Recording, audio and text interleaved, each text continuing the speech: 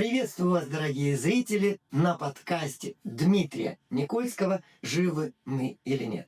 Я Дмитрий Никольский, и сегодня у нас в гостях Алла, и мы будем говорить на очень важную для каждого и интересную тему «Как выжить в агрессивном море рекламы». Алла, здравствуйте. Добрый день, дорогие слушатели. Спасибо, что пригласили на подкаст. Тема достаточно интересная, и, наверное, мы все очень сильно на сегодняшний день зависим от рекламы, и, скорее всего, она является неотъемлемой частью нашей жизни. Алла, мне больше всего вот уже понравилось, как вы сказали «наверное». Вот уже, наверное, важный момент и важная тема. Так мы зависим от рекламы или, наверное, мы зависим? Ну, в какой-то период, я на примере своем, да, расскажу, когда реклама только начиналась и была представлена именно как возможность прорекламировать продукцию, которую производят предприятия разные, и услуги в том числе и так далее. Это было одна сторона медали, и все мы ее воспринимали, в принципе, достаточно неплохо, потому что было удобно, и ты мог узнать что-то новое для себя как потребитель, сравнить и понять, что тебе нужно. В дальнейшем это стало превращаться, ну, в такую в более навязчивую форму, и на сегодняшний день, я так думаю, что мы м, очень сильно сплетены с рекламой, так как она везде, и это огромный поток, информации, который в течение дня даже, да, ты принимаешь. Соответственно, у меня есть вопрос, как она на нас влияет и влияет ли она на наши решения? Как она нами манипулирует, может быть, даже, можно так спросить, и насколько мы от нее зависимы? Ну, я думаю, что зависимы мы очень сильно от рекламы. Есть у нас вообще шанс разобраться действительно, а, я ли совершаю поступки или все таки реклама меня заставляет, совершать поступки, в том числе в покупках чего-либо, да, какой-либо продукции и товаров. Вот вы как считаете? Что ж, спасибо большое за интереснейший вопрос. Вопрос очень емкий. И давайте разбираться. А, Уже прозвучало два слова очень важных и несущих разную смысловую нагрузку. Информация и реклама. Да, информация есть в рекламе, но есть просто информация, а есть реклама. Чем они отличаются? Мы уже говорим про то, что информация более пассивна, реклама более активна. Реклама рассчитана на обратную реакцию, на взаимодействие. Информация просто в доступе рассказывает о чем-то. А реклама должна при малейшем контакте провзаимодействовать с человеком. Итак, реклама – это не просто информация. Это, как уже абсолютно правильно, Алла, вы заметили, это информация, которая должна сработать в человеке как некоторый триггер, спусковой крючок, как нечто, что заставит человека измениться и что-то сделать. Например, какие-то покупки, выбор в пользу чего-то. И как это происходит? Вот это очень и очень важно. Почему? Потому что а, сами мы распоряжаемся своей жизнью. Или вот, опять же, как прозвучало в вопросе Аллы, это манипуляции чьи-то через рекламу нас толкают к одним или другим событиям. Итак, мы начинаем. Первое. Для того, чтобы мы покупали, мы должны быть хорошими, а лучше избыточными потребителями. То есть мы должны хотеть все время покупать, приобретать, к чему-то стремиться, к чему-то, о чем нам скажут, к чему-то, что нам покажут, озвучат.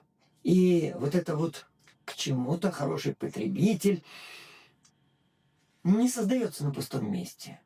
Есть некоторые основные кирпичики, из которых вот такой хороший, избыточный потребитель конструируется.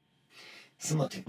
Допустим, представим себе счастливого человека. Человек доволен собой, человек счастлив, доволен своим окружением, отношением с жизнью. Скажите, Алла, как вы считаете, такой человек будет хорошим избыточным потребителем с вашей точки зрения? То есть, если вот я счастлив, вот я сижу, я разговариваю с вами, и где-нибудь вот у меня есть мысль, что надо срочно пойти что-то купить. Что мы сидим вот с вами разговариваем, а там заканчивается распродажа. Что вот, ну, может быть, на этой распродаже мне не хватит какой-то брендовой вещи. Или что вот пока там вот идут такие скидки, а мы тут с вами сидим. Вот я сижу довольный и счастливый. Буду я куда-то вот так вот торопиться или нет, как вы думаете? Ну, тут с какой стороны посмотреть. Если вы действительно довольный и счастливый, то вряд ли. А если вы довольный и счастливый, но на самом деле вы недовольный и несчастливый, несмотря на количество, денег, да, которые у вас есть, ну, это ж тоже какая-то, такая часть счастья, описанного, да, в обществе, то, ну, скорее всего, наверное, вы будете думать, что если вы вдруг не успеете, то счастье ваше пошатнется. Итак, вот мы начинаем а, проявлять на свет, начинаем выявлять для себя, с каких кирпичиков выстроен хороший избыточный потребитель. Первое – неудовлетворенность. То есть нужно сформировать человека таким образом, чтобы этот человек был недоволен собой. Вот, пожалуйста, мы сейчас не будем долго об этом говорить, но один из критериев, по которым смотрят на человека, когда его принимают на работу. Или один из критериев, когда люди знакомятся для создания каких-то отношений, ну или просто так вот знакомятся как-то более-менее серьезно. Если один из вопросов такой, а каковы ваши желания, чего вы хотите в жизни, каковы ваши амбиции? Вот как вы думаете, есть такое вот место таким вопросам в жизни или нет? Ну, есть, конечно, в принципе, но они, наверное, ну, не во главе угла стоят, да, но тем не менее в какой-то в первой десятке, скорее всего, они есть. И, ну, мы растем, и нам говорят, что, как бы, если ты чего-то желаешь, то ты должен к этому стремиться, Мгм. да. И, собственно, если у тебя нет цели, ну, чтобы что-то получить, как бы и неинтересно вроде как и жить. Мгм. Вы видите, как очень хорошо вот эти кирпичики в нас встраиваются. То есть нам говорят, вам надо стремиться к этому или вам надо стремиться к этому. Нам не говорят, что будь недоволен собой, потому что у тебя нет вот этого. А без этого ты вообще никто.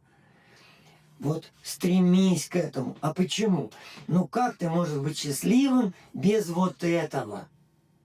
То есть вся реклама показывает на счастье только с чем-то рекламируемым. И здесь есть айсберг, огромная часть, которая намекает прямо и четко, что без этого счастливы вы не будете. И вот это очень важно. Почему? Потому что реклама выстраивается очень хорошо у неудовлетворенного, несчастливого, а также у человека с хорошо развитым чувством страха. Это чувство страха может быть выражено как-то как сомнение, мнительность, какая-то, может быть, импульсивность. То есть человек может напрямую-то и не чувствовать свой страх. Он может просто быть тревожным, может сомневаться, может переживать, может не контролировать свои эмоции, но это связано со страхом. И вот для того, чтобы эти все чувства успокоить, человеку говорят, с этим вот вы будете счастливы. И тогда вот это все ваше беспокойство, неудовлетворенность, все это исчезнет. Но одной рукой говорят про то, что это исчезнет, а другой рукой это, конечно, взращивают. То есть очень часто реклама не просто идет как что-то такое, что рассказывает о каком-то товаре. Это что-то, что уже изменяет самого человека. Например, его статусность. Допустим, без этой вещи в руках ты не можешь считаться статусным человеком. А статусный человек в нашем мире уважаем. А если ты не статусный, с тобой даже разговаривать не стоит. И вся реклама на этом построена. Обязательно вырастить страх, неудовлетворенность, отсутствие счастья и дать инструмент, как это все сгладить. И тогда мы сами не видим того, что под водой. Мы не видим этот страх, мы не видим эту неудовлетворенность. Почему? Потому что мы стремимся к чему? К тому, что нам показывает реклама. Все мы стремимся к счастью, но в том числе как бы в этом счастье скрыто то, что нам показывает реклама. Ну, То как бы есть это как неотъемлемая часть. абсолютно верно. Абсолютно верно. Реклама сделана очень, можно сказать, хитро, но можно сказать умно. На сегодняшний день и рекламе в социальной среде, в социальной сфере уделено очень много времени. Изучено влияние каких-то слов, каких-то жестов, действий, окружения, каких-то жизненных паттернов поведенческих на человека и зависимость человека от всего этого. Поэтому реклама на сегодняшний день – это целая наука. А вот наука о чем? Формирование человека. То есть это не просто влияние на человека, а это влияние на человека в долгую. Когда в человека что-то должно войти, вбиться. Причем желательно, чтобы это вошло незаметно для самого человека. А незаметно как? Вот что-нибудь такое милое, няшное, что-нибудь такое счастливое, что улыбает, и что связано с чем-то добрым, сердечным, счастливым. И где-то на периферии что-то такое должно мелькнуть контрастное. Не будем говорить где и как, да, но, допустим, часть слогана «Мечты сбываются». Да? О чем эта часть слогана говорит? О том, что они, бывает, и не сбываются. А вот с нами сбывается, а вот с другими нет. То есть здесь, как сказать, на что сделать акцент. И мы проглатываем вот такие вещи, совершенно не обращая на них внимания. И очень многие люди это подхватывают, какие-то такие вот приемы используют, делают это, не понимая, что делают. А многие делают это, понимая. Но если они понимают и делают это в одном направлении, то это не говорит, что они не заглатывают те же самые крючки в других направлениях. Удивительное в том, что мы, зная о рекламе и разобрав все по полочкам, по косточкам, мы можем очень легко на нее попасться. И единственный вариант, о котором мы уже сказали, единственный вариант, как нам стать самими собой, это быть счастливыми. То есть счастливый человек, он уже нейтрален, он никуда не стремится. Он сам в себе, он смотрит на мир, и он взаимодействует с этим миром. Он счастливый. И это тоже очень часто используют в рекламе. И говорят, вот реклама же все это знает. То, что я сейчас говорю, для тех, кто изучает рекламу, это не новость. Поэтому так и говорят. Говорят, станьте счастливыми с нами. Вот с этим. Станьте счастливым и там держат в руках что-нибудь и делают что-нибудь на чем-нибудь, как-нибудь, то есть определенным образом. И вот это вот станьте счастливыми, а дальше идет вот это многоточие, которое должно войти в нашу жизнь как нечто незаменимое. И вот здесь возникает очень интересный вопрос. Вопрос,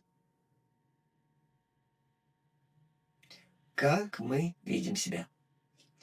То есть реклама и то, как я вижу себя, очень тесно связано. Допустим, я мечтаю, ну, так, к примере скажем, да, а какой-нибудь, вот если там мужчинам что говорит, вы должны там мечтать о статусности, там, что, определенные там машины у вас должны быть, там, определенные там часы или там еще что-нибудь, костюм какой-нибудь там. И вот когда это все внушают обязательно как должна быть картинка. Я должен это видеть и себя внутри. И этому посвящена целая наука. Вот у меня еще, знаете, вопрос, соответственно, созрел все-таки. Как же нам разобраться и научиться жить в мире рекламы и отделять зерна от плевел, да? То есть это то, что действительно мне нужно, и я иду это покупаю, например, и я при этом независимо от рекламы счастлив. То есть это предмет необходим мне для жизни. Или я абсолютно подвергаюсь всем манипуляциям и покупаю, и думаю, что я счастлив. Это такое, как, счастье, данное рекламой. И как вот нам в этом мире все таки может быть, перед тем, как что-то покупать, ты должен себе вопрос задать какой-то важный, я не знаю, действительно ли ты будешь счастлив от покупки, там вещи этой или, предмета какого-то, да? Или, ну, я не знаю, может быть, есть какие-то вот способы и понимания, или ты должен сам себя спросить, действительно, от чего ты счастлив? От этих вещей или просто от того, что ты живешь, улыбаешься, и вокруг, солнце светит прекрасное. Два очень важных момента прозвучало.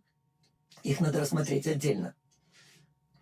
Первый момент. Ну, допустим, я нахожусь под влиянием рекламы, каким-то образом вот реклама на меня воздействовала, а я этого не вижу, я бегу это покупаю, потом беру кредит, бегу вот это покупаю. Всю свою жизнь я отдаю в рабство, там вот для того, чтобы вот за этим, вот, а потом вот пройти, сфотографироваться, показать это все. Но это тоже жизнь. Это тоже достаточно интенсивная и где-то с чьей-то точки зрения это интересная жизнь. Или я начинаю постепенно отслеживать, как на меня давят с каких-то сторон для того, чтобы я принял какое-то решение. И я понимаю, нужно мне это или нет для меня, того меня, который я сейчас, вот которого я сейчас осознаю как себя. То есть все очень просто. В первом случае вся моя энергия уходит на поддержку вот рекламируемых товаров или там рекламируемых услуг или на вот эту вот самую рекламу. Во втором случае эта энергия идет на мою жизнь. Вот очень хорошо это надо понимать. И я приведу пример. Допустим, людям внушают, что там очень круто, допустим, зайти на какую-то вершину. Да, на вершину зайти круто. Но гораздо круче с этой вершины спуститься в базовый лагерь. Или говорят, круто купить какую-то тачку. А как показать, что эта тачка крутая? Сделать всех. Да, Крутая тачка — это хорошо, но безопасность на дороге и сохраненная жизнь — это гораздо круче. А о чем идет речь? Речь идет о том, что мы отдаем свою энергию куда-то, или мы эту энергию используем в своей жизни. И второй момент очень важный — практика. Как что-то сделать так, чтобы мы это отмечали и постепенно учились со своей энергией как-то общаться, ее контролировать, куда-то там не направлять бездумно, а все-таки использовать ее в своей жизни, свою же энергию. Первый, вот самый первый момент. Откажитесь от импульсивных покупок. Захотелось вам купить вот что-то вот прям, ай, вот это вот куплю.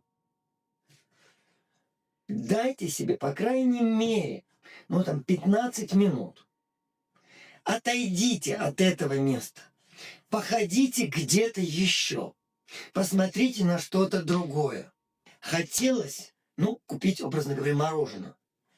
Вы пошли, посмотрели в отдел соки какие-нибудь, воды, чай. Посмотрели, потом пошли, посмотрели еще какие-нибудь овощи, фрукты. Посмотрели какую-нибудь там вишню, черешню. А потом опять смотрите на мороженое и думаете, нет. Или смотрите и говорите, да, все-таки мороженое, да. Тогда это уже не просто импульсивная покупка. Второе. Несколько дней. То есть вы хотите что-то купить. Вы просто себе говорите, я там 2 дня это не буду покупать. И просто начинаете думать. А если я не вот это, а что-нибудь из этой категории, но другое. То, что нравится. И вы смотрите, вы сравниваете. Да, из этой категории, но другое. То есть вы постепенно вот эту вот энергетическую ценность одного размываете другим. И в этом случае вы начинаете подходить более объективно. Смотрите на другую фирму, сравниваете характеристики, читаете отзывы. И думаете, а если вообще без этого? Обязательно в рекламе где-то будет использовано что-то из такого, когда вас торопят. Вот это часто используют в том числе разного рода мошенники. У нас распродажа. Осталось всего 24 часа. Мы снизили вот там на столиках. Больше такого никогда не будет. Покупайте, у вас осталось 3 часа. И вы говорите, ну и хорошо. Ну и не надо, не куплю. Если меня торопят, вот если вас начинают подталкивать,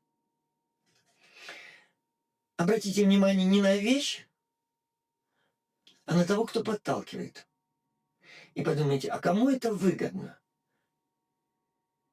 Вот для чего меня подталкивают? Может быть, это очень выгодно тому, кто меня подталкивает, а не так выгодно и мне? А мне, может быть, выгодно там, где тихо, и никто никуда не подталкивает? И следующий, самый-самый-самый главный момент. Все, что нам необходимо в жизни, у нас есть. Все, что нам нужно будет в следующий момент, оно у нас будет непременно. И неважно, будет ли распродажа или не будет. Если я по энергетике готов к чему-то, я готов к этому, то у меня будут средства или каким-то образом что-то будет, но это у меня будет в руках. Принесут, подарят, куплю или что-нибудь такое. Но правило очень простое. Я благодарен всем зрителям, очень благодарен Але за комментарии, за вопросы, за то, что Алла сегодня пришла к нам в гости. Спасибо. Спасибо вам большое, что пригласили. Очень интересно и очень много нового, ну, так сказать, какие-то лайфхаки для себя открыли. Будем пользоваться, экспериментировать и пробовать.